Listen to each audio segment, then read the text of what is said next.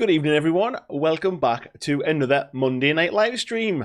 I hope everyone's well. Looks like we've had a good old bit of chat already. Everybody's getting really kicked in and starting nice and early. I think, if I remember right, the first chat was like before 7 o'clock tonight. People seem to be pretty excited about Kings of War Vanguard. Oh, or maybe they're just excited about me. Who knows? So, I hope everyone's well. Hope everyone had a fantastic weekend. But good to know what everybody is up to. So, while we're checking on that, I'm hoping I get some feedback very quick. Make sure I haven't ballsed up the audio again. Looks like everything's alright at my end, I think. So, we'll get in and we'll have a look in the chat and we'll see who's around.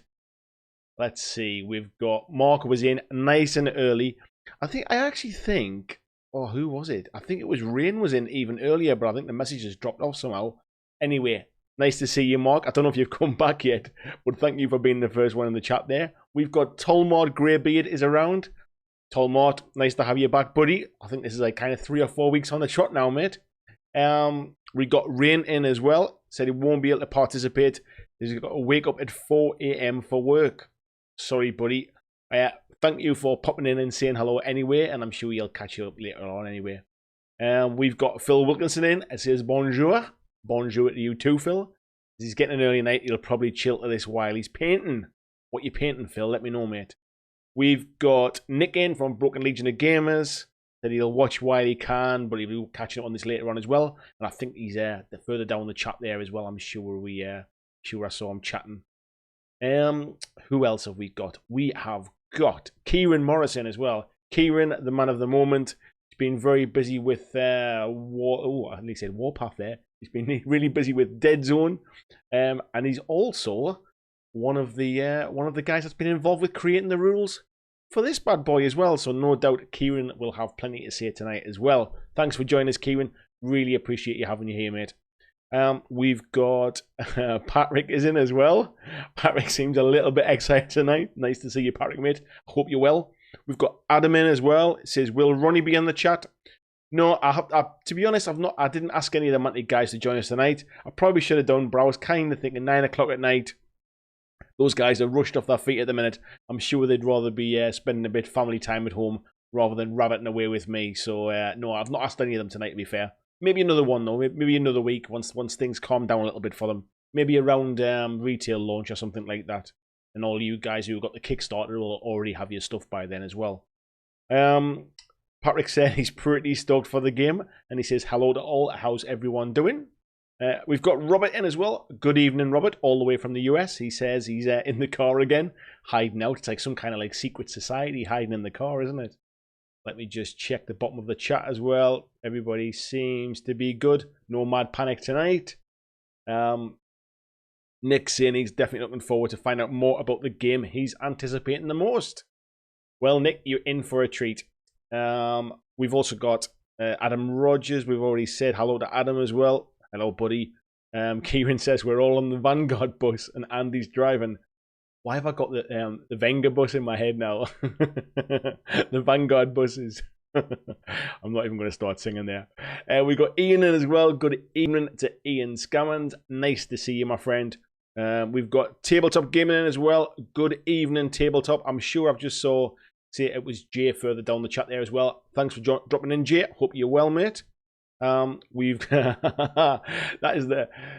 That means everything's fine when I say, yeah, no 100 Andys today. Yeah, nothing to cut out tonight. I think I know exactly what I did wrong this time. Oh, I know exactly what I did wrong last time, I should say. We've got... Ian says he misses the 1,000 Andys. I'm sure I could do it just for you, buddy. We've got Silver MKI in. It says, Andy is Legion. Nice to see you, buddy. We've got Phil Johnson in as well. Says the audio's all good. Thank you, Phil. He's feeling zonked, so I'm lazily painting the doors from the Rogue Trader box while listening. How are you finding Rogue Trader? Are you pleased with it, mate? Patrick saying, can you make it sound like the end of Thelma and Louise? We've got Escape Velocity in. Good evening, Escape. Says, looking forward to the Vanguard goodness. As you can see, it's a Vanguard special tonight. There will be plenty of chat about that. We've got Matt Mountain in as well. Good evening, Matt. I hope you're well too, buddy. I always remember Matt because when I first started my YouTube channel, Matt started doing some stuff, painting Walking Dead stuff around the same time. And mine was always a little bit kind of, my kids would say B-Tech. Mine was always the kind of like the big confused kind of guy just starting out. And Matt's painting was always dead perfect. I was always quite jealous of your painting, mate. Well done, buddy. Kieran's asking who's Thelma and Louise. We've got Michael in from Miniature Painting. Good evening, buddy. We've also got Martin in as well from Mantic. He said it's a toss-up between Steven Seagal or Andy B. Maybe I should grow myself like more of a goatee and some dark sunglasses and a ponytail, and then you can have a bit of both at the same time, eh? We've got Steve in from Steve Small World. Evening, Steve. Hope you're well, buddy. We've got Hal in as well. It says, good day, Andy. Hope all's well, mate. Excited to hear more about Vanguard. And, sorry, I missed Flying Mammal off as well. Good evening, Flying Mammal. It says, literally just missed me and Skull Munch out. Unloved. I know, how the hell did I do that? I saw us. Do you know what it is? I'm really sorry, you two. I apologise. I'm sure you've got me on 3 devices again, and I didn't even... How did I miss your names? Sorry, folks. 1,000 apologies. Patrick says, yeah, he's pretty excited about this. Even stopped painting my Nazi Germans to watch this.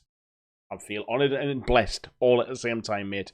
And I'm sure the Germans will they'll forgive you for leaving the painting a little bit longer. So then, folks, tonight, Kings of War Vanguard, you guys are all excited about it. I've been fortunate enough to actually not only play the game, I've been fortunate enough to have a real good look through the rules. I've been fortunate enough to have the miniatures to build and paint as well. So the two sets that that Martin very generously sent some over for me. I got the Abyssals, the Forces of Abyss, and I also got the Basileans as well. So you'll have seen anybody that's been on the Facebook groups, you'll have seen some of my painting, of which I must be honest, I've always said I'm not a particularly fast painter, and I was determined to get these done in time. So they are a bit of a quick and dirty job, but I think they're more than good enough for video anyway. So no doubt we'll have a little look at those at some point as well. If you've been keeping up to date with the Mantic blog lately, you'll have seen that Rob's been putting up a host of stuff there as well. Martin, of course, had he's painted up his Northern Alliance. Some fantastic paint jobs on them as well. Nice little story as well. I do like a little bit of fluff to go with it. So you'll have already kind of been introduced to quite a bit of the rules. I think today was the fatigue mechanic, which I'm sure it's... When I first read the... So I was quite fortunate, actually. The guys at Mantic, I think it was Rob, actually, sent me the alpha rules before they were available way back some time, and I got a chance to read through them. And the fatigue mechanic didn't quite click with me at first when I first read them all that time ago. But having played the game, the fatigue is really, really interesting. It completely changes that dynamic of kind of like thinking all of your models have activated and thinking all of your opponent's models have activated, so there's no threats. That fatigue thing and the being able to force fatigue is really, really interesting. So I no doubt we'll get onto some of the individual bits of rules and stuff. So, what's everybody saying here? Skull Munchers staying, we still love you. Well, I love you too. And Henry is saying, good to see you again. Good to see you too, Henry. I hope you're well. Silver says, Nazis are not known for being forgiven. I'm sure even if Vanguard was around back in those days, mate, I'm sure they would have put down their guns and had to roll a few dice as well. Shaggy Wargaming is saying, hello. Hello, buddy. Why is it, Shaggy, I always forget what your real name is when you come in the chat, and I've been so impolite never to ask. Remind me what your name is, mate. I know you're in the Facebook group and you share your blog and everything else, but my mind for names is not great, I'll be honest. We've got Flying Mammal saying the painting looks fab. You're far too kind. Far too kind. Patrick saying hello to Michael. Henry saying he's looking forward to hearing about Vanguard. Adam says, so this isn't about HMS Vanguard then. Hoping for some Navy banter. I'm sure we can talk about a little bit of Navy rum and stuff, can't we? We can have a little bit of rum in that. Martin saying Rum writes an average blog, seen better. Is that like a 5 out of 10 or something like that? Is it? It's got some nice pictures in it. Shaggy saying it's Jack. That's what it is. It's Jack Rayner, isn't it, mate? Thank you very much. I knew in my head it was there, but it just never got to my mouth. We've got Michael Marines in as well, saying really looking forward to this. Can't wait. So it looks like we've got quite a nice little bunch in tonight. That's pretty good for the start of the chat, isn't it? So 10 minutes in, we'll crack on with some Mantic stuff now. Matt's just saying, I remember our chats when you first started your channel, mate. Really impressed with how far it's coming along. I'm surprised it's still going, mate. I can't believe people still watch. But here you are, and here I am as well. I must admit, Matt, the stuff that you've done recently for the Mantic Terrain Crate as well, I thought was fantastic as well, buddy. Kieran says, ship shape in Bristol fashion. That's it. Let's crack on with Vanguard. That's what you come for. You didn't hear me. You didn't come to hear me ramble on. You've come to hear more about Vanguard. So, as I said, I've been lucky enough to have the rules. I haven't got the beautiful rule book. I've got a PDF of the rules, which is both a blessing and a curse, because it's a blessing because it meant I could print them all out, and it means I can take them out of the book when I was kind of reading when we were playing the game yesterday. It's a curse because the book looks bloody fantastic, and I don't get to see how good it looks. So I will be ordering one of those, especially while it's on a half-price offer as well. So it also means, because I've got that PDF as well, it means that you guys get to see a bit of a sneak peek of some of the artwork and some of the layout of the book that you can see. So I hope I'm not overstepping the mark here, Martin. I won't be sharing too much, I promise. I just want to show just how fantastic the book is. So, as you can see here, everyone's been talking about just how big the book is. So you can see here, 155 pages. I'm assuming you can see my cursor. I'm pretty sure it's not turned off for video. 155 pages from that point where it starts about combining your games with Kings of War. And I think that's another 5 pages. So we're talking 160 pages in this rule book. They're not all rules. What I would say is you've got here, you've got the rules starting on page 12 up to essentially page 41, 45 I should say. That is essentially your rules. So of that big 160 page book, the core rules really take up probably, my maths, 25%, I would say roughly. Takes up about 25% of the book. There is a hell of a lot of stuff in there about scenarios. As you can see there, I'm pointing at the screen like you can see it. There are 12 scenarios here, from supply grab all the way down to kill the commander. The playthrough that I did yesterday with Sam, and I'll be honest, it has taken me an absolute age to edit it. I've had all sorts of technical problems. Hopefully it all turns out all right for tomorrow. We played the Recover the Plans scenario, which I really enjoyed. I'll come on to that scenario a little bit later as well. And I'm just saying there, Silver is saying shows what's under the cover. Robert is saying going to go all in on this game when it's available for retail. Really like Mantic, they scratch my itch. I won't ask why you've got an itch, Robert, but I'm glad Mantic scratched it for you. Kieran is saying Martin's watching very closely there, and I can't even see what that symbol is, but I'm sure it's probably panic.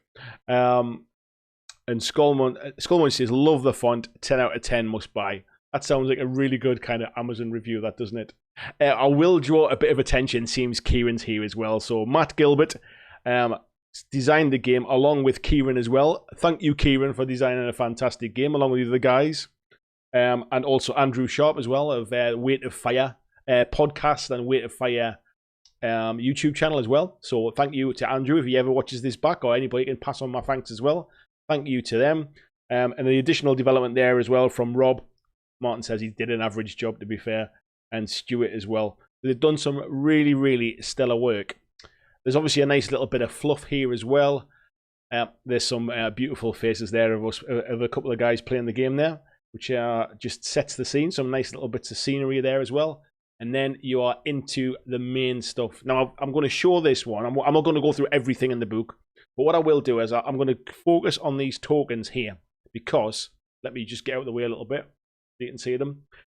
I found the tokens were really, really useful yesterday. So you've got different sort of statuses, I guess, within the game.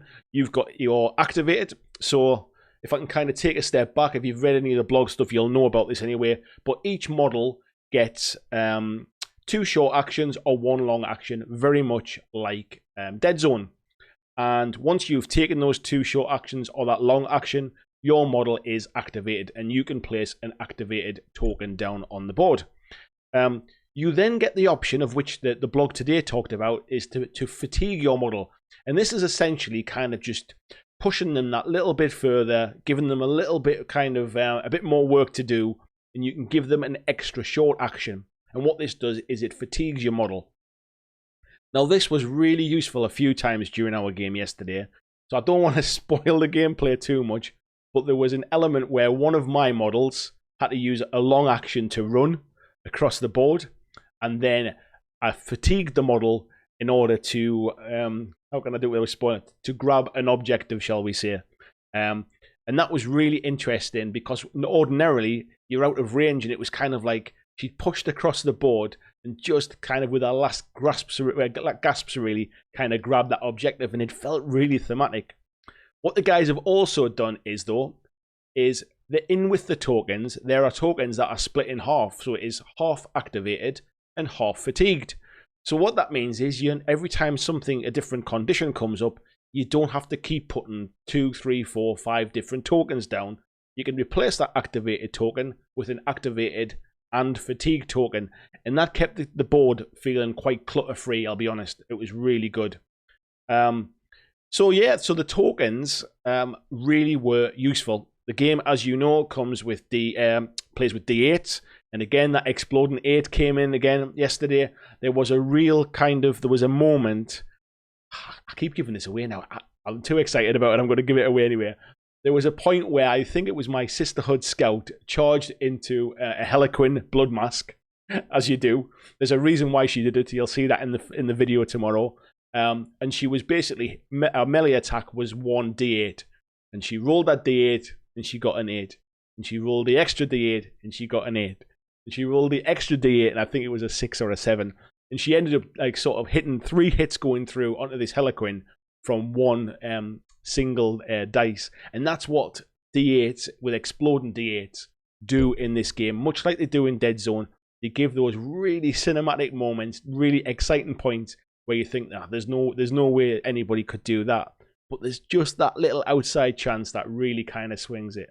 So, the dice as well. I haven't got any of the official Vanguard dice. I've been using the Kings of War. I've been using the Walking Dead dice, but they work just the same as well. So, luckily I had some of those around. I love the idea of the power dice. Again, some real swings. There was one turn where I only ended up with sort of 2 power points. And Sam, who I played against, I think had about 6 or 7. Then there was another turn when it swung back the other way. It was really, really interesting how you can use those power points to do things like add an extra dice into your melee combat. You can use 2 power points to do like a group action. So instead of just sending one model out, you can put 3 models who are within 3 inches of each other and send them across with a kind of a group attack or a group shoot or something like that. There's just so much in this game that really, just thematically, it really does just push all the little buttons.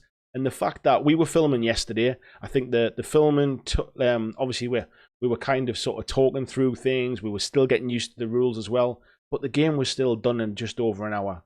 And I think that is, that's kind of testament to low model count. We had about 12 or 13 models per warband, low model count, quick playing skirmish games. That's what everybody wants these days, and this is really going to scratch that itch. Somebody mentioned in the chat, I think, in the Facebook chat, that it's like kind of it's the kill team for fantasy. I would say this is far and above that. It is.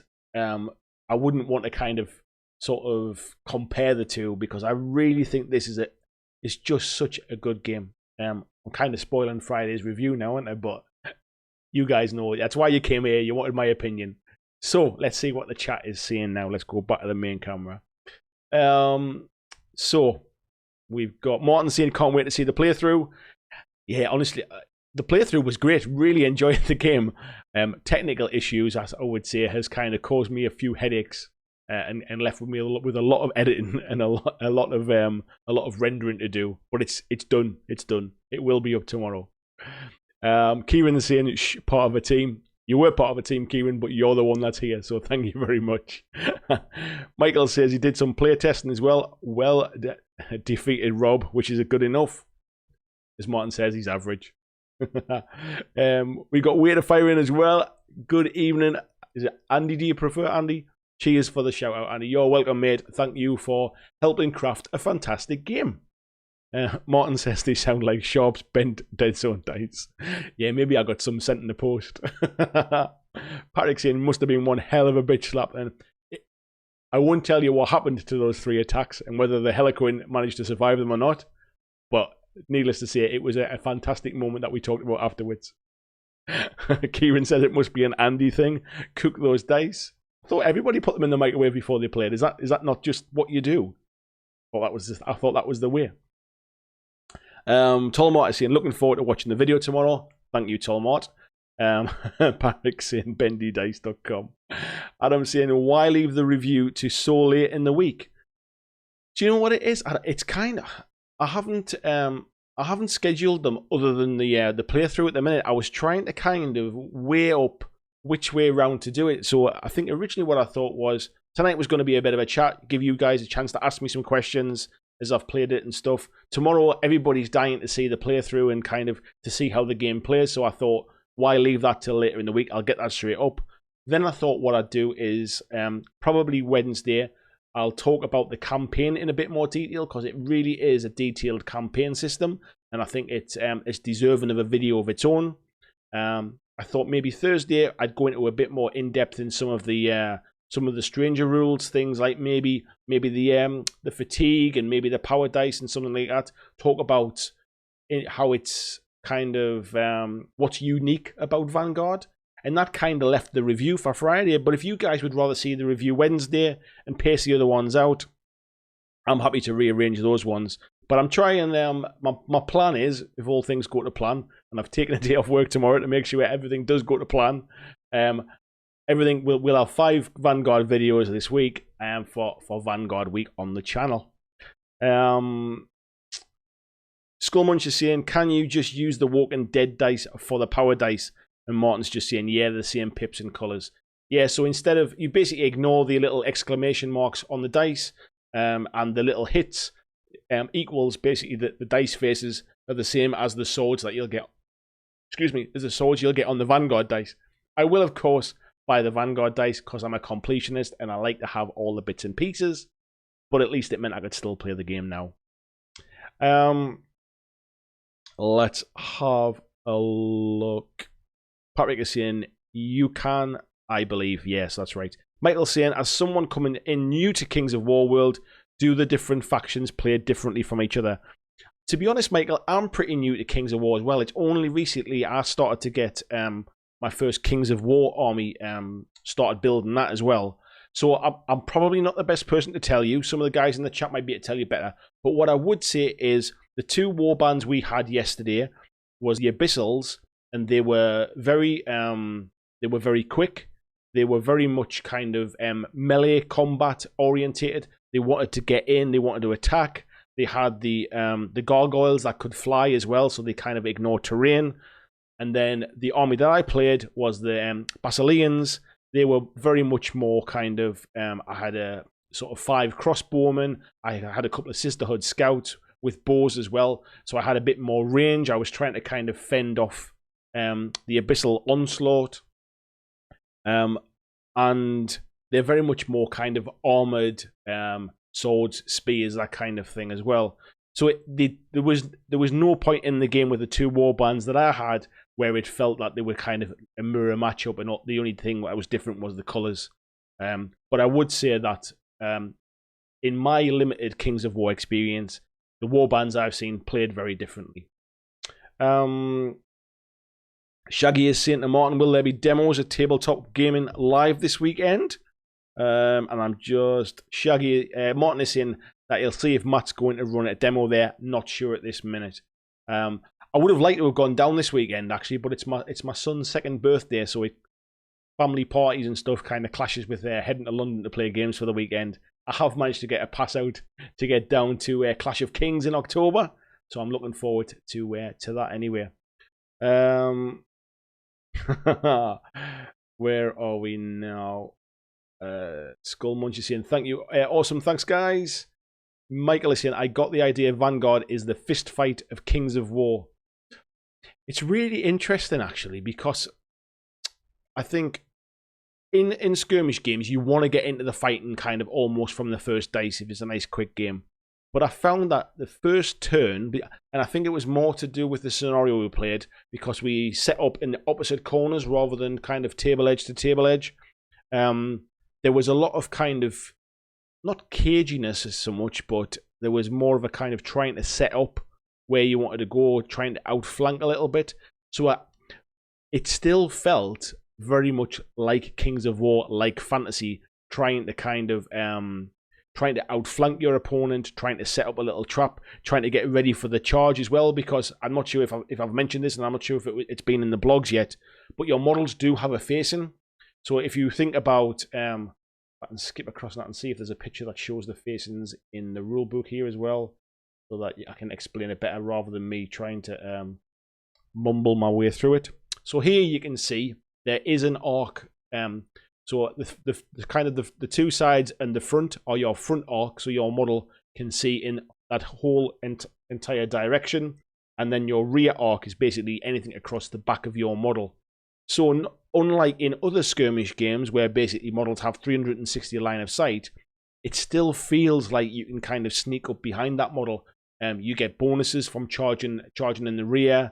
You get bonuses from shooting into the rear as well. And positioning is important, and I've not necessarily seen that so much in many skirmish games where the facing and the positioning of your model is important. So it was something that really, it's another one of those kind of unique mechanics, I would say. Silver is saying, is there a glove in the box to throw down? I doth challenge you, my friend. Martin said the Shaggy, yeah, we've got that one. Kieran is saying to Michael, yep, some of the warbands are suited to less models, more elite style force. The others are less so and suit a swarm approach. And the others are a good utility forge. Martin's just saying the Northern Alliance have big stompy trolls, Vikings and trolls, and stompy one. That about sums them up, doesn't it? So what I should say as well, I should preface that the playthrough that you'll see tomorrow that Sam and I played, we used 200 points, and we only used 200 points of models that you can buy. If I can flick across to another screen. Let's get across to the Mantic store as well, so I can show you exactly what we used. So if you pick up this $24.99 Basilian faction starter, I used 200 points of models from that set. So we played a full-size 200-point game with the £25 starter set. I have been lucky enough to get, I'm not sure if it's... there it is, the boosters. I've also been lucky enough as well to be sent the faction booster, and we'll do a follow-up gameplay video at a later date where we use the faction booster as well to build in alongside that standard one. So again, unlike some other games where you don't get enough models to create your point cost or whatever, with Kings of War Vanguard you certainly get more than enough models to create your 200-point warband. So press the wrong button there. So for example, in this faction starter, these man at arms here, I used those as crossbowmen. So you get the option with those 5 guys to either have them as man at arms or as crossbowmen. I wanted a bit of range in my army, so I did that. I didn't use these. I forget what they're called now. The Gur Panthers. I didn't use those 2 Gur Panthers. I think I only used one of the Sisterhood as well. So there's definitely models in there that you can switch around. So it's not a case of your starter faction. It's just I've got these models and that's all I can use. I'm going to have to buy more. There's enough in that starter faction that allows you to try a few different things as well. So maybe could have dropped maybe one of my sergeants, and maybe he's brought in a Gur Panther or something like that as well for the next game. But certainly we'll do a follow-up video where we use some of the boosters as well, so you can see how that swings it. And obviously the boosters are the more powerful guys. they'll cost more points, which means you naturally have less models as well. So, Kieran is just saying to Michael, most warbands have multiple build types suited to their theme as well. Lots of skellybobs, I like that, and a few stout dwarfs. Stumpy Viking trolls. Andy from Way to Fire saying lots of thematic differences between factions in models, allowed spells and special rules. Yeah, I haven't touched on that on equipment and special rules and magic. We'll come on to that in a second because again, even using the same models, there's a lot of different things you can do with them as well. We've got Idiot Proof Darligan tonight. Good evening, all he says, and good evening to you. Shaggy saying to Martin, that's the faction he likes to look of. To be honest, looking over them, there's some real good choice. Normally, when I kind of see this kind of thing, there's one that stands out to me, and I think, yeah, I'll pick up that one. I'm not so keen on the others. To be honest, there's a few out. You know what it's like. You get into these games at those kind of prices, you'll have them all within a few months anyway. We've got Small in as well. Good evening, Small. Says I pre-ordered this game. Can't wait to paint and play it. Patrick says we love big, don't we? And Stumpy. Skullmunch was asking, do you know what's happening with the Mantic digital website? Will Vanguard's rulebook be available digitally? He says Skullmunch, it's not available right now, but is working on it. Certainly the Ronnie mentioned in his videos there's going to be the free version of the rules. So anybody who's still on the fence, first of all, why? Second of all, if you are still on the fence, there will be a free rulebook version, which will be a lot kind of a cut down version. None of the fluff, probably. I think he mentioned maybe 2 or 3 scenarios to try out, something like that. But yeah, anybody that's just kind of getting into this now, the rulebook is half price until I think it's till the end of October, something like that. So definitely worth picking up at the half price. Let's have a look. Chat's moving quite quick tonight. Pat Roberts saying he's going to go with Northern Alliance for sure, and one other war. Not sure which one. Well, you've got plenty of choice there, mate. Ian Scam says Line of Sight is very much like Dungeon and Star Saga. I'm ashamed to say I've never played either of them, mate. I'll have to do one day, but yeah, it certainly it's funny because it looked a little strange at first, a skirmish game on square bases, but actually the square bases help with that kind of that facing and make it really easy to see where the rear facing is as well. We've got Moo Cow 27 in as well. Says orcs, also ogres. Yeah, 2 good choices there as well. Jack saying just starting an ogre army. Me as well, mate. That's the one I've just started at the minute, so keep it to yourself. And he's saying that the giant will come in. That's a good excuse to have that giant. I know, I must admit, I should really pick one up as well, shouldn't I? Kieran says lots of tweaking possibilities there. Oh, Patrick is saying orcs here too. Got to turn them for Kings of War. That's the beauty as well. So if you've already picked up some models for Kings of War, you've already got a head start. If you play another fantasy game, if you play AOS, if you've got some old Warhammer Fantasy models lying around, get yourself those free rules when they come out. In fact, even better, get yourself the half-price book, because the fluff that's in there is really good. All of the spells, all the campaign stuff, it's worth it just for the artwork alone, and I will tease some more of the artwork a bit later tonight as well. Michael saying mistake was better than last week's. You're improving. And what? It's because I've got this fancy little app on my phone that lets me control the different cameras and stuff. But I've still got sausage fingers, so there's no accounting for poor sausage fingers. Kieran says your warband, your story. I said that really jolly there. Warband, your warband, your story. That's exactly it. And we certainly felt that yesterday after playing a couple of games, because actually we played the first game not on camera just to kind of get used to the rules, make sure we understood them right. After the first turn, we had it off pat, and I kind of forgot we were just trying to learn the rules, and we just kept playing. So we ended up playing for like nearly the whole day because we'd played the game, and then it was like, oh yeah, we got to play again now because we got to film it. We were having so much fun, we forgot to just like stop and say, right, we know the rules now. Let's start the filming game. So yeah, we ended up playing 2 games. Mookow says orcs going to punch Kyle's stupid night stalkers in their stupid face holes. Can't argue with that, mate, can you? Idiot Proof Dalek says, see you at Clash of Kings, Andy. I'll see you at Clash of Kings. Please give me a shout, because I have no idea who you are in the flesh. So please come and introduce yourself. That would be very nice. Small says, I got the Abyssal and Night Stalkers as starter sets pre-ordered. Nice work, buddy. Those Night Stalkers are a bit special as well, aren't they? Martin says, half-price rulebook is till 27th of October. Thanks for the correction. Not the end of October. Only till the 27th. So you've still got a few weeks to get in there, but don't let it pass. Because you know for a fact, if you don't do it, you'll be paying 25 quid for it soon because you'll want it. And Martin said that's also through retailers as well as the Mantic store. So support your local game stores. Flying Mabel is saying, nope, goblins everywhere. This is deviated now, hasn't it? Barrick says, Northern Alliance, snowy bases. He's got an idea for the Frost Elemental. Right. I think it's time to flick across, isn't it? And let's have a bit more look into... Let me quietly in the background while we're just chatting. Let me find some of this awesome artwork.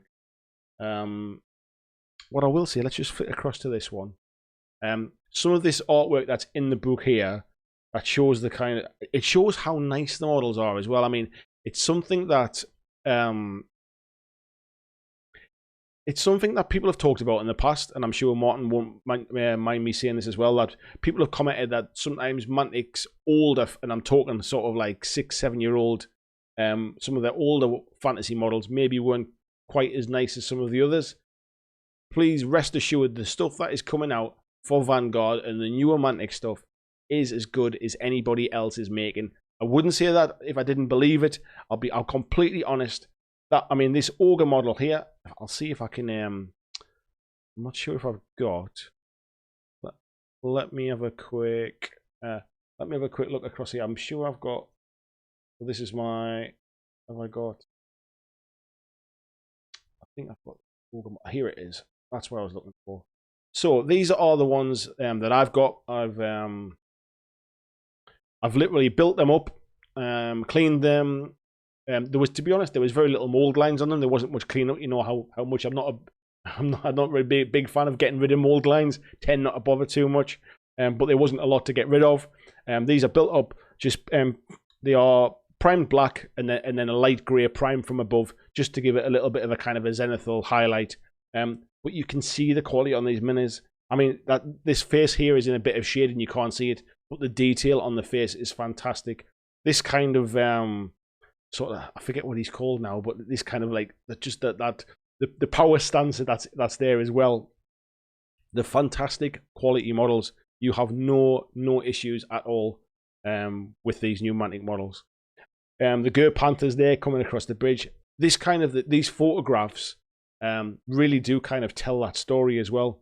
And these Night Stalker models really are something special. Right, I'm flicking away now so you don't get to see all of the awesome stuff. See if I can find some of the yeah, I think I can share this one. So this is creating a warband, and I know there's already been a blog on this as well, so that's why I thought I could share this one. But it gives you an idea of how to kind of build this warband. So essentially what you do is you have 200 points to pool for. You can obviously play smaller games, as it says, oh, get the other way around. It says just here behind me. You can play smaller games if you want to. 200 points is going to be the standard size. Now, the way it works with 200 points is you can't just take 200 points of whatever you want. There's some kind of balancing that's going on there as well. So, in 200 points, you must take a minimum of 5 warriors and all grunt models. And your grunts and your warriors are kind of like your basic troops. Your warriors are slightly kind of more powerful, but your grunts are your kind of they're your chaff. They're your kind of your speed bumps, that kind of stuff. You also have to take 1 command model.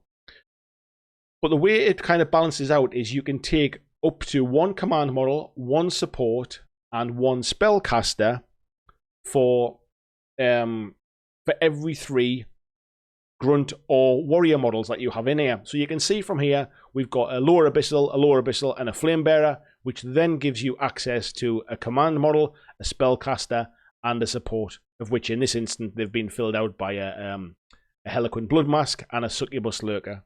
Then, because they've got another 3 in here as well, a grunt, an imp, And a warrior, that's gave ability to take more support as well. So they've brought a gargoyle.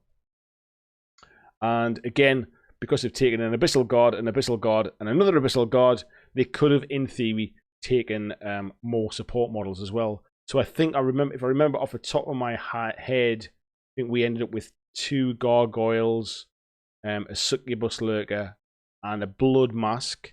And I think we had 4 lower abyssals. We had 2 flame bearers. We had an imp, and we had a couple of abyssal guards as well, which filled out our roster as well for that. So that kind of tells you how to do it. There is also things where you can take. There's also limits on how many of the same type of model you can take as well. So basically, you can take 1 of each different type of model for every full 40 points in the warband. So on a 200-point game, you can have a maximum of 5 of each type of model. So for instance, in my Basilean force, I had 5 crossbowmen. I couldn't have taken 6 because we were only playing 200 points. So it's really interesting how... Excuse me, just got a drink of water there. It's really interesting how it all balances out. There's a real kind of theme in what you can take. You can only take command models if you've if you've got enough warriors and grunts, for example. You can't just take kind of 1 grunt and then fill the rest of your 200 points with all the big hitters. So that's a really interesting way. So Andy from Way to Fire saying everyone loves a goblin and sometimes they even love you back. Matt saying it's the fluff in the books that make a game for me. I'm much more of a narrative player. Matt, this is going to be right up your street, mate. There's loads of fluff in here that kind of builds on the background of the main factions that are kind of sort of supported in Vanguard with the Night Stalkers and the Abyssals and the Northern Alliance. Some really good stuff in there. The scenarios are excellent. We'll come on to them in a little bit. We've still got plenty of time left. The scenarios are excellent. They're all very thematic. They're not just I kill you or you kill me. There's always a good theme. And of course, the campaign is a really, really fleshed out campaign as well. So if you want to play it as a campaign, there's some fantastic stuff. On top of that as well, not only is there a fantastic campaign, but every scenario has a hook to take into your Kings of War games as well. So if you play Kings of War, there's the whoever wins the scenario gets a bonus in their Kings of War game as well. So it really does kind of sort of pull the 2 games together as well. So what else we got on here? Mark saying Northern Alliance all the way. Mukau is saying, oh my, is Dr. Deadzone join us for the show? He certainly is. He's been here since the start, if you didn't notice.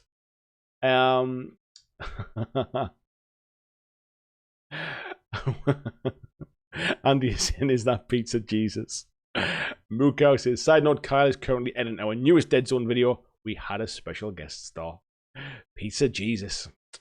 We got Wyatt Wagner in. Good evening, Wyatt. He said, wasn't there a free warband on the Kickstarter? I think if I remember right, wasn't the Abyssals added as a free warband, I think, to some of the pledges. I could be wrong on that, but I think that's what it was, Wyatt. Mukau saying, my Pizza Jesus, bless you with extra cheese on all things. I wish I knew what you were talking about. Kieran Morrison says, don't forget the mold lines. Yeah. To be honest, if you get in close to some of my models, you might see some mold lines. Did it spoil my enjoyment of the game? Not in the slightest. We've got Tom Millard in. Good evening, Tom. How are you doing, mate? Says, how do the quality compare to the plastics, as these are the resins? They were the resins, mate. Let me just give you a picture of... I think I've got a picture of some of the plastics. I can find where I I'm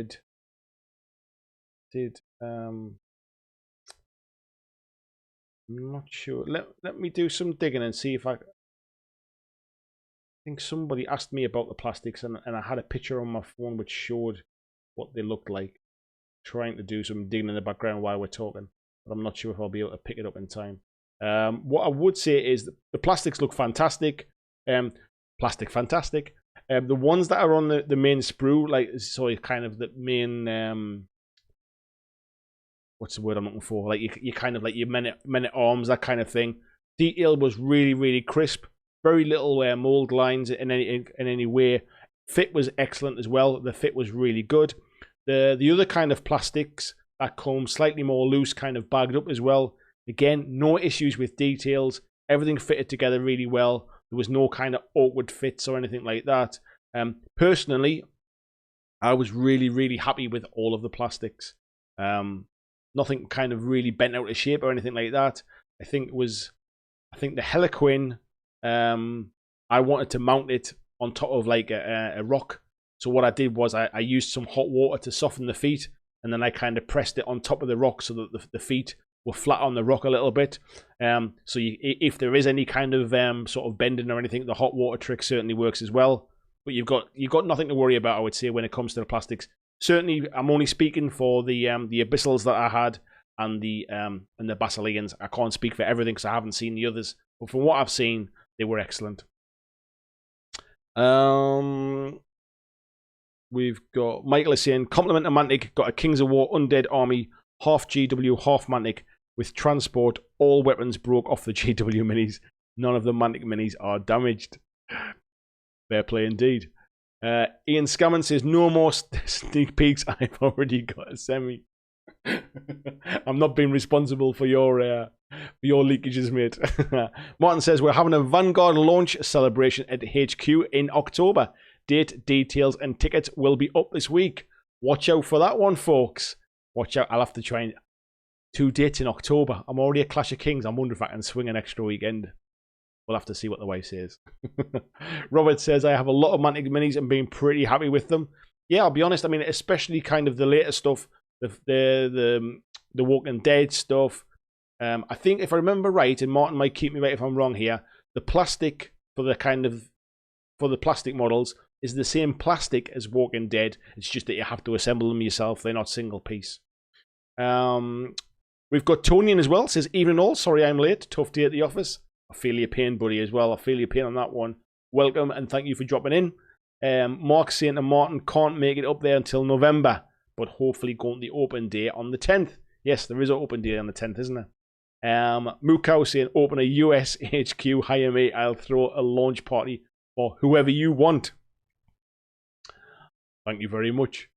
Martin says to Mark, sounds great. We'll see you there.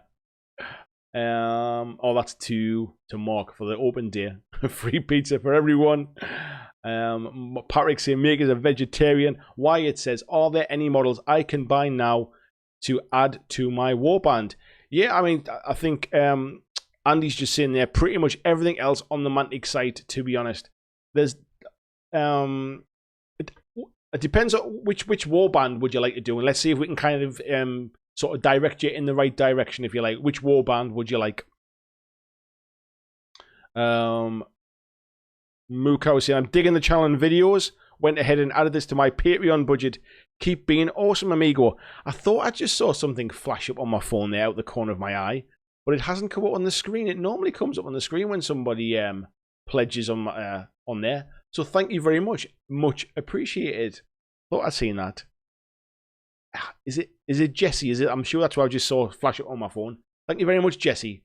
Anybody else would like to support the channel? As you can see up in the top there, there's a Patreon link down the bottom. Thank you very much. It's much appreciated. Wyatt says, Way to Fire, do they have stat cards with them? Right.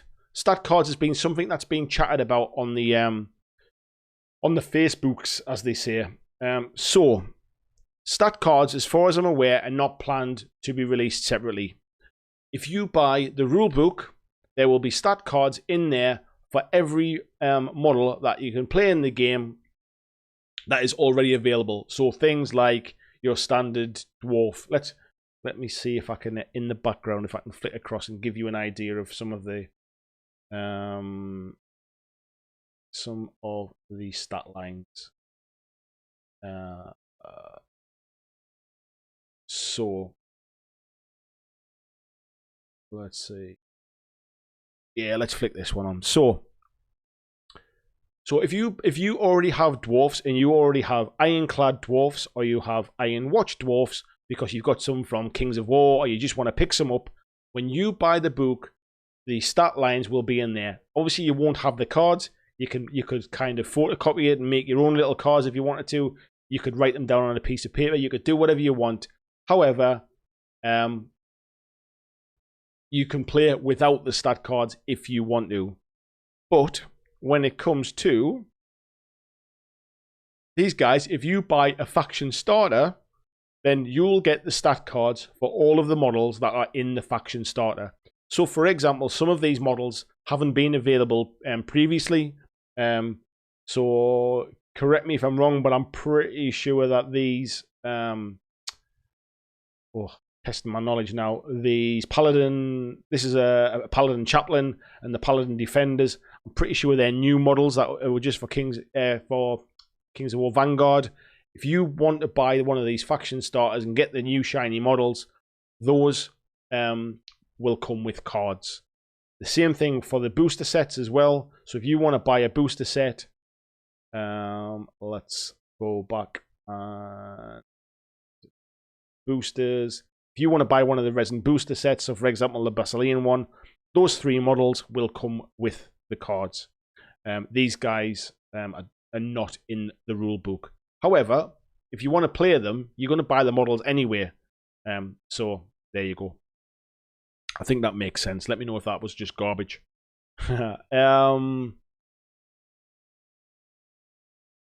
Let's see where else we are. Yeah, Andy's just saying there, stats for basic factions are in the book. Current models for sale won't have stat cards until repackaged, I think. Martin's agreeing, yeah, it was the same plastic as Walking Dead. I'm sure I'd read that. Matt's saying the new plastics are fantastic as well. Mark's saying it's fantastic, that new plastic. It's the plastic fantastic.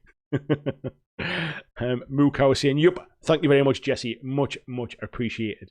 Wyatt says, Basileia is the army I picked up in the Kickstarter. You will not be disappointed, mate. There's not a bad model in that set. I would say that there's a number of head options as well, so you don't end up with multiple models exactly the same. So let me flick back to those Basileans as well and kind of give you a bit more information. So whilst the body on this Paladin and this one are the same, they're not the same bodies actually, are they? Yes, they are. I think whilst they're the same bodies, the arms, the heads, they've got different heads, got different weapons as well. That will make them a little bit different. For example, these sergeants, you can make these sergeant with swords. They've got different head options as well. So I made my sergeants so that they have helmets on like this, rather than like that. I made this as my my veteran sergeant, and I gave him a spear as well. So they don't. It's not just the same model multiple times, all looking the same. Even the men at arms as well. So when I converted them, for all they look quite static, there is a similar model. They're actually not. So when I converted these with the crossbows, because their crossbows are slightly different, some of them are loaded and shooting. Some of them, they've got their arms where they're loading the arrows into it as well. Some of them are pointing up. Some of them are pointing flat.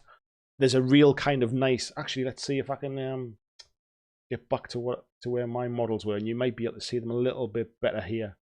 You can see them there as well. So as you can see how so we've got one crossbow that's quite flat here. There's a one where he's kind of sort of holding it a little bit more at an upright. You can see my guy with the banner here with his spear sticking out. The other one's got a sword, kind of a two-handed sword there. So yeah, they're really, really nice plastics. Shaggy Jack is saying those new dwarfs look great. Kieran said everything in the Basileia starter is new. Thought it was Maker. I think that's the one where they used to have Basilean models, but they've been redone, isn't it? Idiot Proof Dark is saying, damn, I need my Giant Pledge stat. You will not be sorry, my friend. Patrick says, glad I picked the Giant Pledge. Jesse is saying, I'm excited about the new dwarf sculpts I've seen. Might have to make a dwarf warband. Yeah, I think it's only recently I realised that there was new dwarf sculpts as well. I saw Ronnie on his Facebook page today has been making a start on some of his. Yeah, definitely look good, those new dwarfs. Patrick is saying, I think you could swap the heads from the new Basileans, bring some nice variety to the warband. Yeah, so some of them, so for example, some of the sisterhood, some of them have got hoods up, some of them have just got like kind of flowing hair. It really just gives a nice bit of kind of theme to them as well. Martin is saying, I'll steal Ronnie's dwarves for you, Jesse. And Jack is saying, I have so many dwarves, but these new sculpts look too good to miss. Nick saying, giant pledge for the win. And Jesse is saying, I love you forever, Martin Thilwell. There you go. There you go. So, this was my warband that I used yesterday for the Abyssals. I'm not sure why that's not going bigger. I thought you clicked on it, it went a little bit bigger. So, you can see here we have... now, I'm going to test my memory now as well. So, we've got two gargoyles. We've got a Harlequin Blood Mask.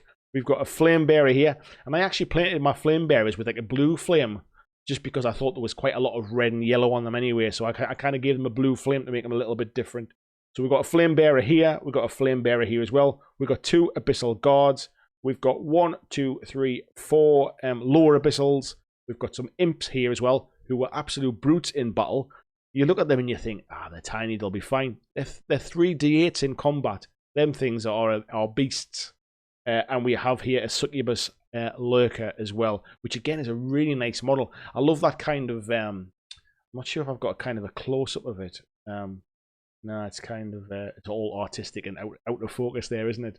But the Succubus Lurker there, it's kind of got like a blade in her hands, just kind of almost just kind of quietly just kind of carrying it behind her, carrying it away. So, yeah, looks amazing. So, we've got... Oh, we got Mantic Games coming in. Says, hey everyone, sorry we've only just managed to tune in. Glad to see so many people watching. Thank you very much for popping in and saying hello.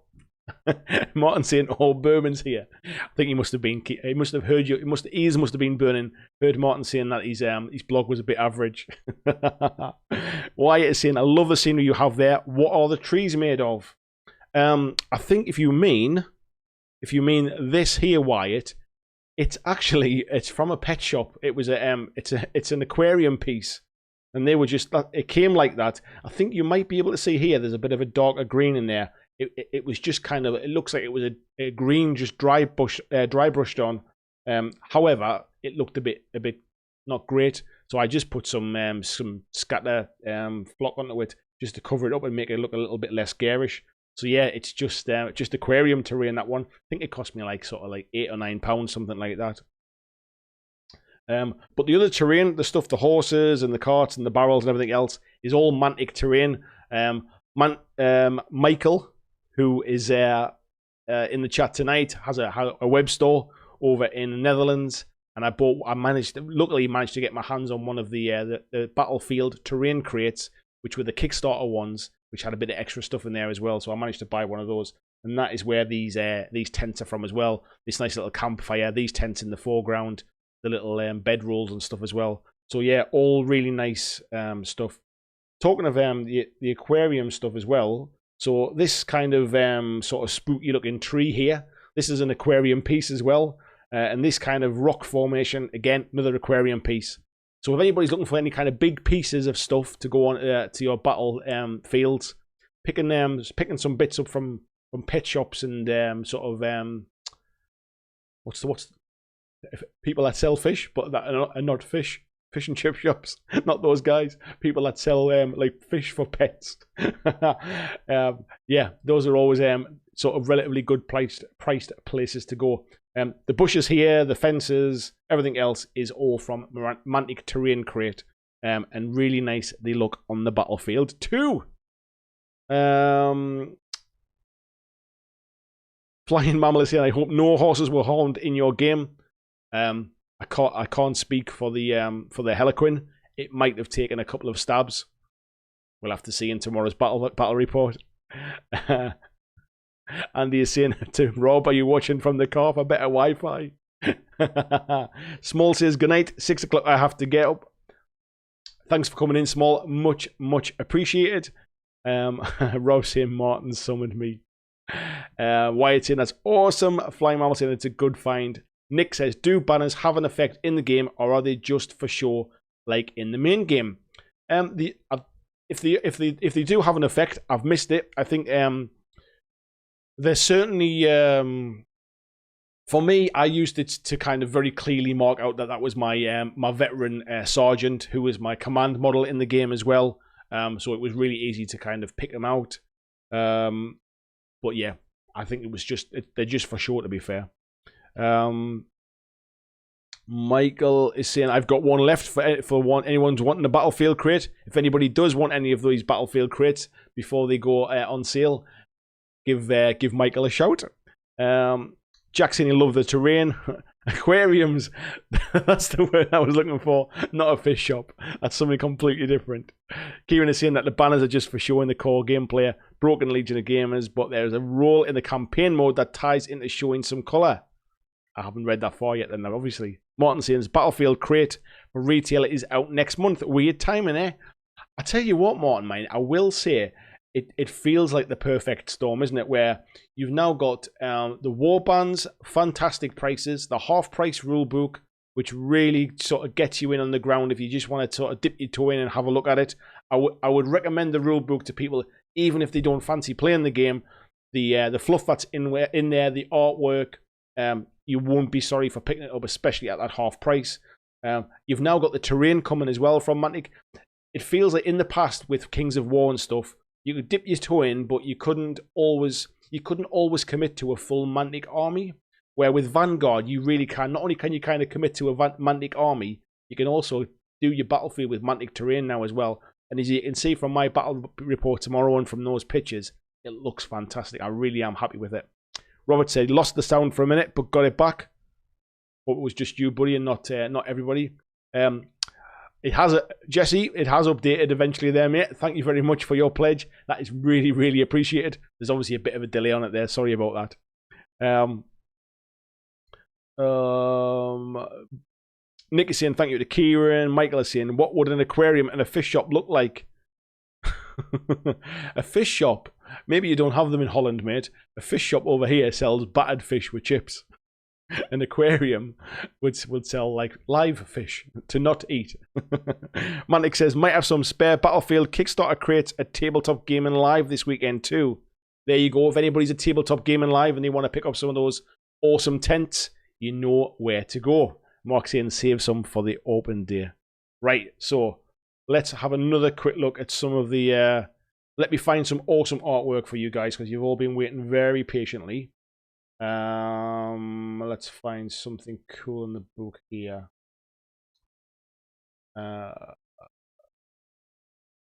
Right, before I do that, I'll tell you what we'll do. We'll talk about some equipment lists. So, what you can do... I've just seen Skull Muncher's comment there. Sounds like a nice place. I'll get my coat. Yeah, you've been writing Christmas cracker jokes for a living, have you?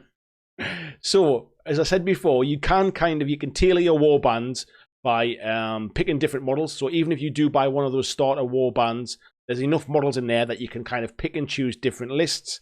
Here, what you've now got is you've got your basic equipment lists as well. So you can buy these to upgrade those models as well. So if you find you come to 192 points and of your 200 points for your warband, you've got 8 points to spend on other bits of equipment. So I think in our battle yesterday, I think one of my guys had a battle potion here, which come in quite useful.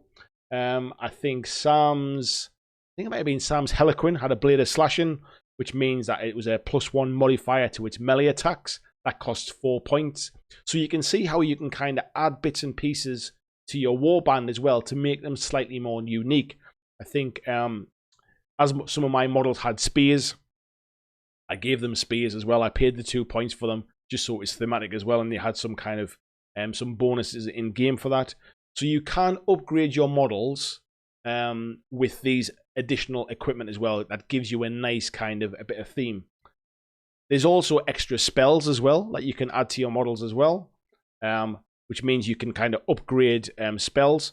So your models do have anyone that is a spellcaster will come with a spell they can do.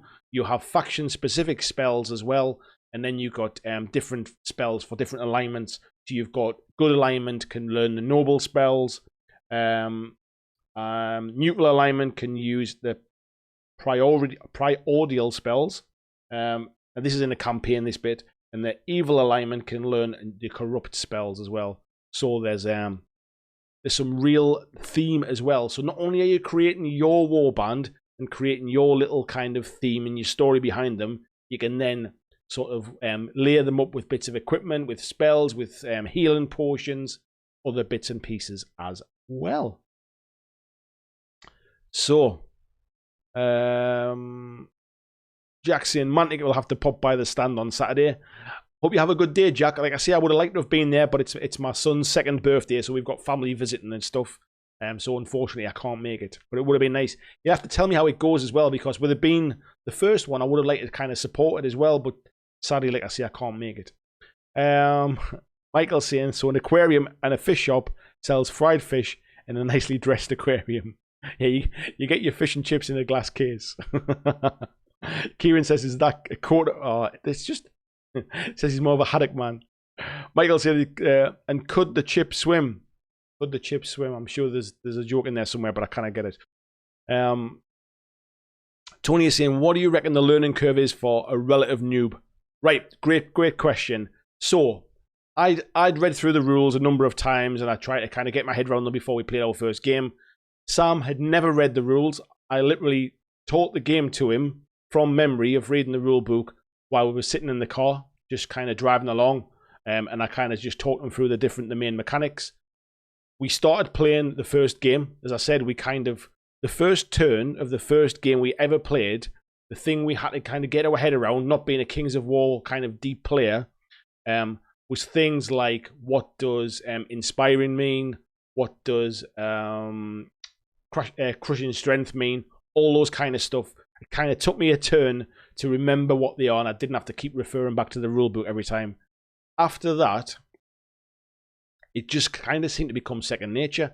The rules just seemed really intuitive. You'll see in the video tomorrow, we played the entire game, and I only had to check one. I had to stop the filming to check one rule because it was quite an important part in the game, and it would have made a difference if we'd gotten it wrong. And that rule was basically when you're disengaging from combat, can you disengage?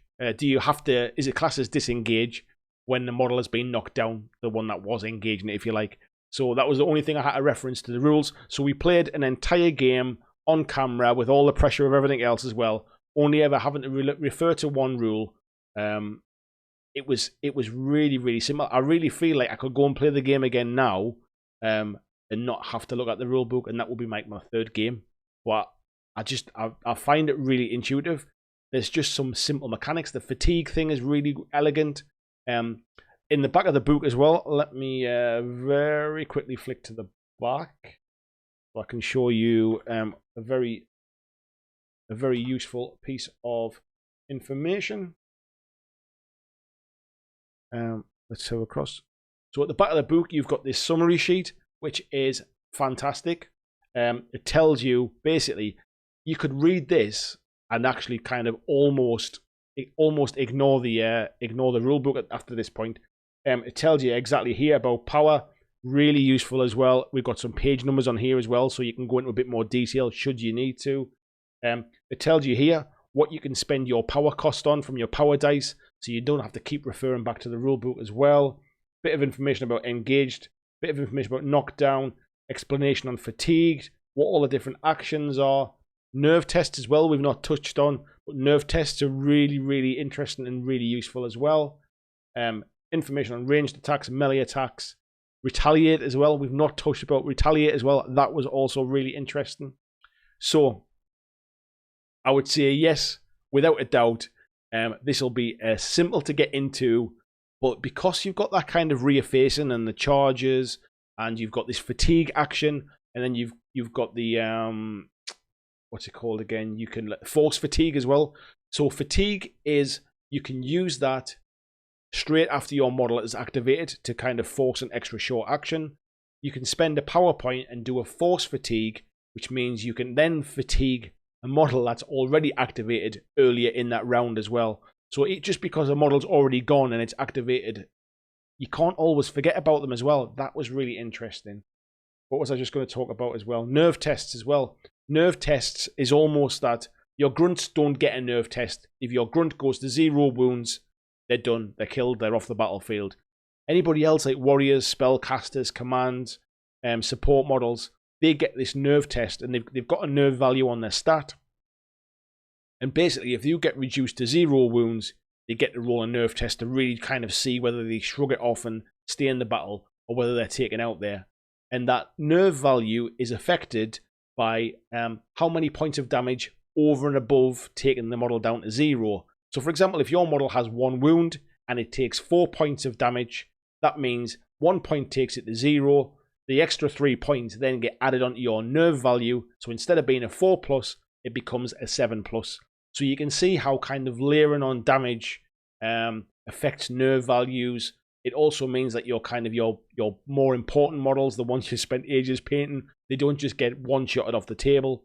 That kind of stuff. That made it feel really interesting. Retaliate as well. So if you are attacked in combat and you manage to survive that combat, you get the chance to retaliate back. And that again as well, there was none of this kind of sitting around just waiting for your opponent to do all their stuff. You're constantly in the battle. You're getting ready to retaliate. You're rolling your armor rolls.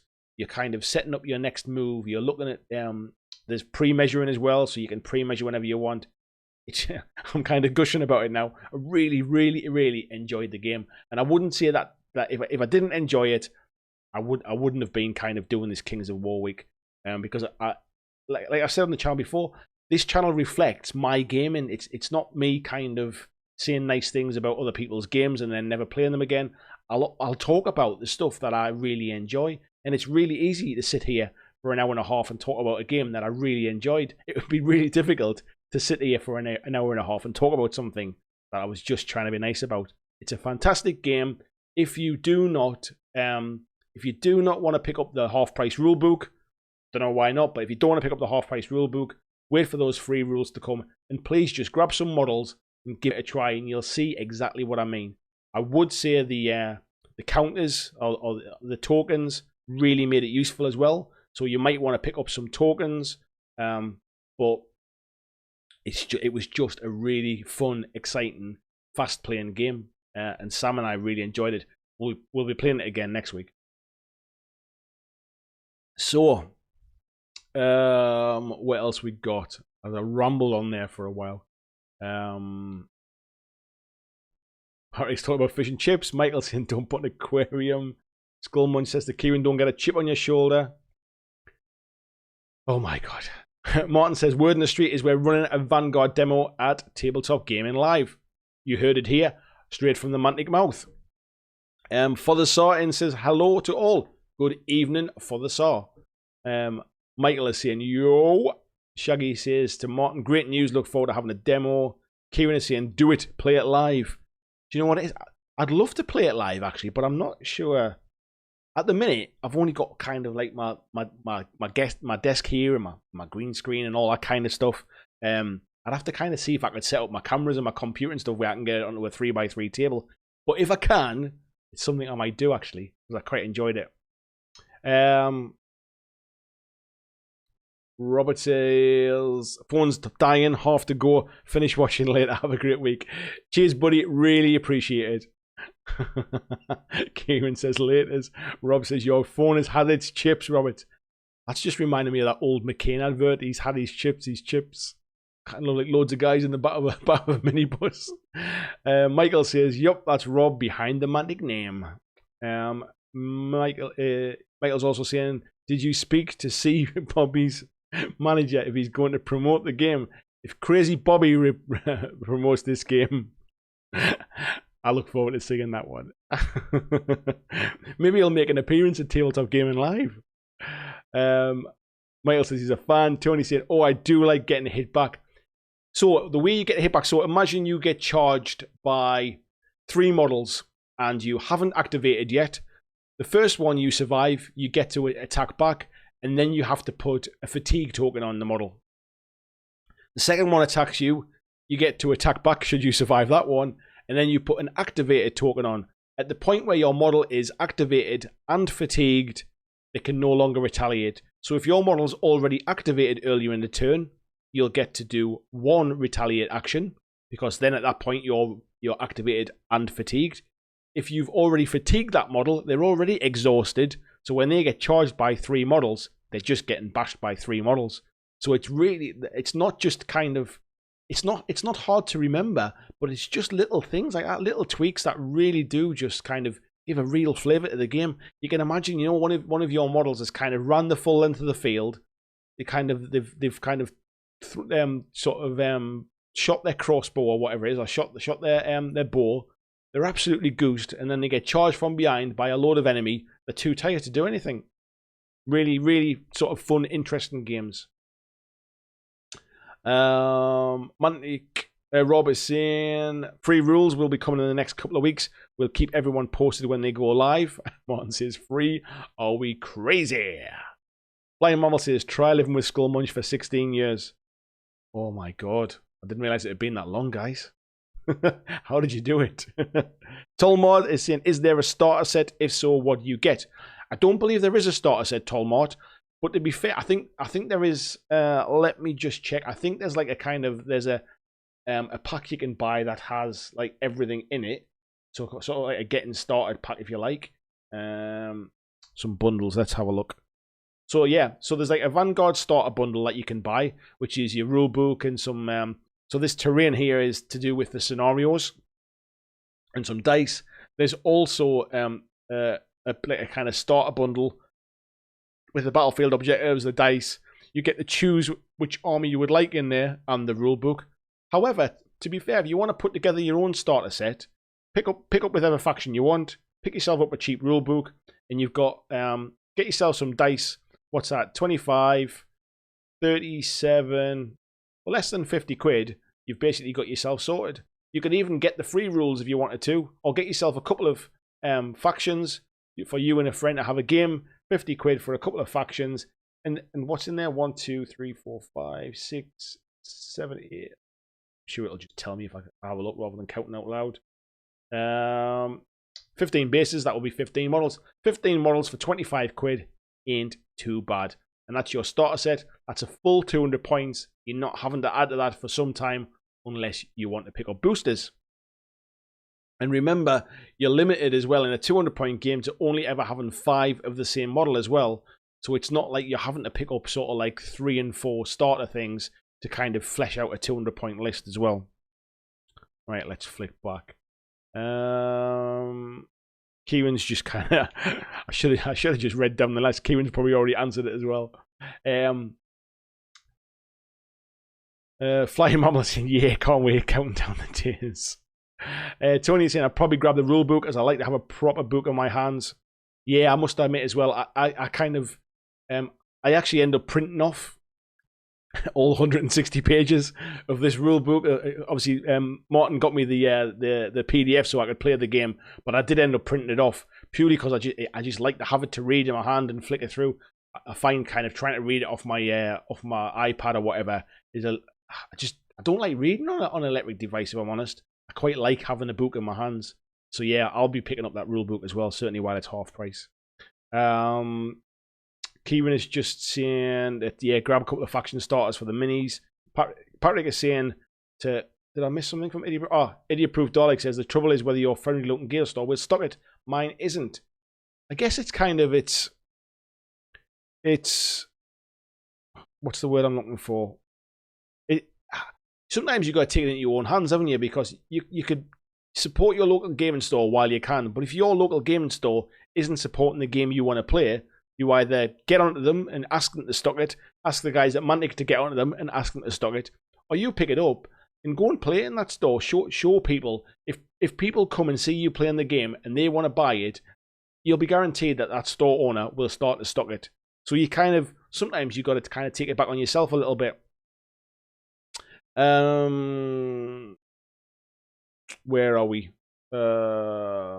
Patrick is saying if your friendly looking gaming store doesn't stock Mantic, then the F stands for something else than friendly. Yeah, Idiot Proof is saying he got Clive onto it via the Fanatics. I was just trying to think. Idiot Proof, what's your name again? I'm trying to remember it. I don't want to say a name in case it's not you, but I think I might know who you are now. Mantic says, great. Martin is saying Clive's working 24 hours a day to get product to people. Needs to put more hours in, mate. He needs to find an extra few hours in the day, I think. We've got Rich just come in. Evening, Rich. How are you doing, buddy? I hope you had a good weekend up at, where were you at? You were at Element Games at the weekend, weren't you, for the AOS tournament? Hope you had a good time, buddy. Michael says, I actually have a question besides nonsense. Are there more boosters coming for factions that have already got a booster? I can't answer that one. Hopefully, maybe some of the Mantic guys might be able to answer it for you. Michael says 2 or 3 boosters per faction. I can personally speaking, I can imagine if this is popular and successful, and bearing in mind that these models will feed into King's Award at a later date, I couldn't see why you wouldn't have more boosters and stuff. Kieran says printed from the office printer. No, do you know what it is, mate? It actually wasn't, because it would have took too bloody long. I'd have been rumbled. So I actually ended up buying a printer and printing it out myself because I had to print the cards and print the tokens and everything else, because I've never used a printer at home in so long. So I bought myself a printer to do it, because it would have been cheaper to wait and buy the rule book. However, I was so hyped for it, I just wanted it done there and then. So yeah, so I printed it myself. For the Saw says, just looking at Northern Alliance, looking very interesting. They look better than interesting, buddy. They look really, really nice. Let's flick across and have a quick look at them for those that haven't seen them. So, these guys are amazing. Really do like them. You've obviously got the older dwarf models here as well, but I'm a big fan of the older dwarfs. I actually really like the aesthetic of them. I know some people are a bit mixed, but I really like them personally.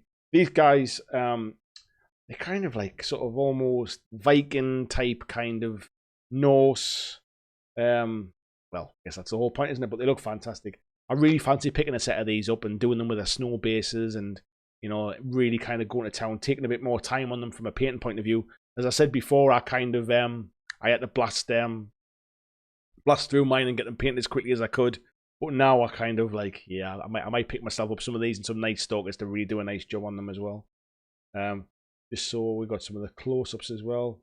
I mean, the detail on these guys, you can see, I mean, the paint jobs are excellent as well, obviously, but you can see from the paint job, really, sometimes the paint jobs kind of don't make it easy to see. These models, what I would say is, they're really, really detailed to the point where if you're a great painter, you'll love painting them. If you're an average painter like me, there's enough detail there that a wash will bring it out, a bit of a dry brush, a little bit of highlighting, and it'll look even better, if you like, than kind of a lot of flat-faced models, if you like. Michael is saying, there goes the wallet. Kieran's saying, now that is commitment, get that man a giant. Top Table Gaming, it says, well, I'm all in, I blame Martin. Martin's to blame for a lot of things, to be fair. Patrick says, I just hope I get my Kickstarter way before.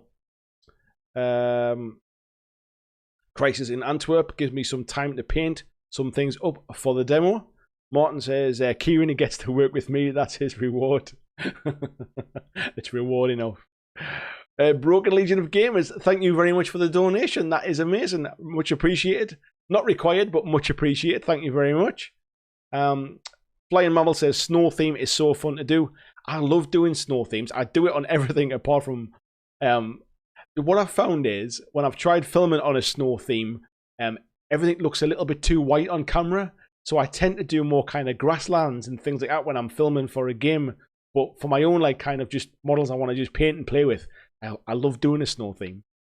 Martin says, good lad, Jay.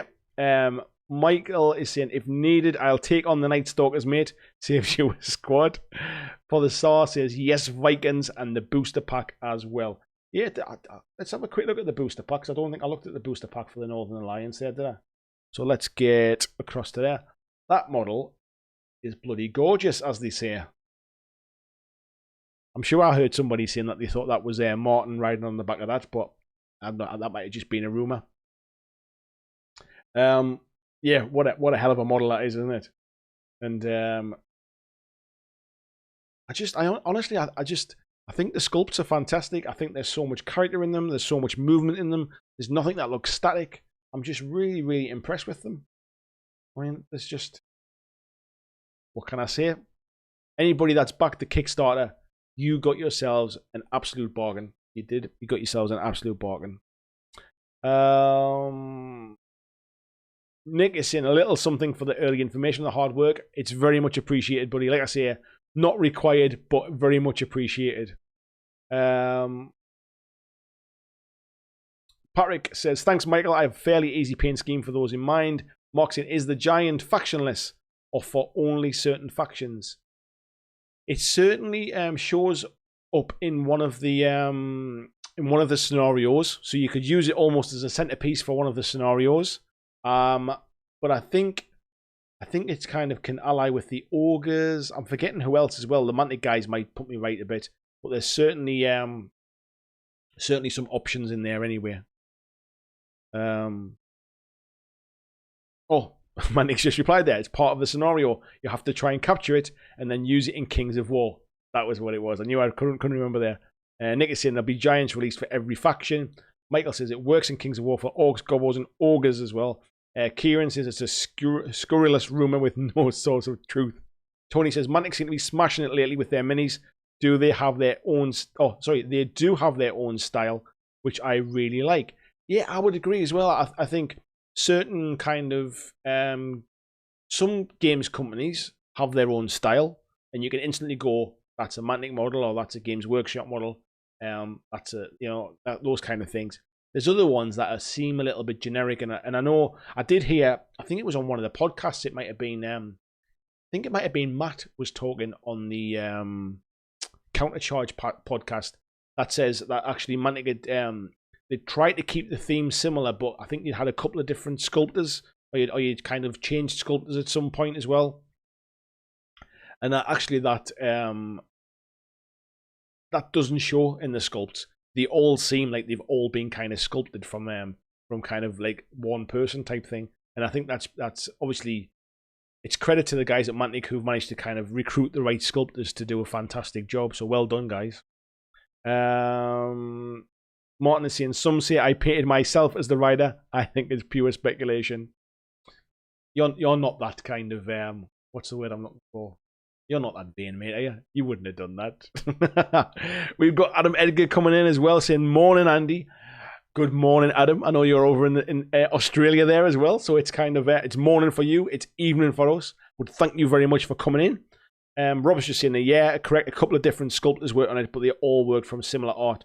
It certainly, it doesn't show that there's been a couple of different sculptors, because everything seems to tie in really thematically. It's not like I've seen from some other companies where you can see where, I think a good example was, if anybody backed the Turtles miniatures, the board game, the Teenage Mutant Ninja Turtles, I think that looked like every single model, it had a different sculptor. The scale was all over the place. Needless to say, you guys have knocked it out of the park. Michael is saying, a good thing about Mantic's models is that they look good, but they also keep them beefy. They don't break as fast as other companies' models. There's a real fine balance, isn't there, between having something very overly heroic scale or very kind of realistic, quite slim and slender, and they're not that interesting to paint sometimes. I think there's a fine balance. So, folks, we're getting towards the end of the stream now. A couple of minutes left. Sorry, Adam, you've kind of came in at the end there, buddy, but much appreciated that you did come in. What I would say is, again, look out tomorrow on the channel. We've got the Abyssals versus the Basileans. What's the word I'm looking for? Battle report. We've got the battle report coming tomorrow. There'll be more videos the rest of this week, so I'm gonna, like I say, I've taken a day off tomorrow. I want to make sure I stay on track. We will have a Kings of War Vanguard video every day, Monday to Friday this week, obviously starting with this one. So let me know. Make sure you guys get in the comments. Let me know what you like. Let me know what you don't like. Ask me any questions. I've been fortunate enough to have a little bit of a kind of an early look at this. So ask me any questions you want. Anybody watching this playback, if you've got any questions, drop them down in the comments below. And if anybody's coming from the Kings of War Fanatics groups or anywhere like that from Facebook, also check out, I've got my own Facebook group where most of the folks in this chat all like to hang out and have a bit of a chat. Not just Mantic stuff. We play all sorts of different games and everybody shares their kind of the stuff they're working on. And it's just a nice little kind of hobby place to hang out, ask a few questions with people that are not just kind of obsessed with certain other Nottingham-based game company. So, just quick wrap up of the chat at the bottom here. Martin saying, thanks, Andy. Awesome show. Thanks for coming in, Martin. Really appreciate you coming in and answering some of these questions that I couldn't. Tolmart says, brilliant show. Thank you. Fly Mammal says, great chat. Tons of info and laughs. Thanks, Night All. Rob from Mantic there is saying, really enjoyed it. Sorry for tuning in late, but look forward to the videos. Thank you very much, Rob. Really appreciate that. Michael is saying worth the wait. Always is, buddy. Always is. Ian saying thanks for a great show. Mark saying a great chat. Tony says don't forget thumbs up the videos, guys.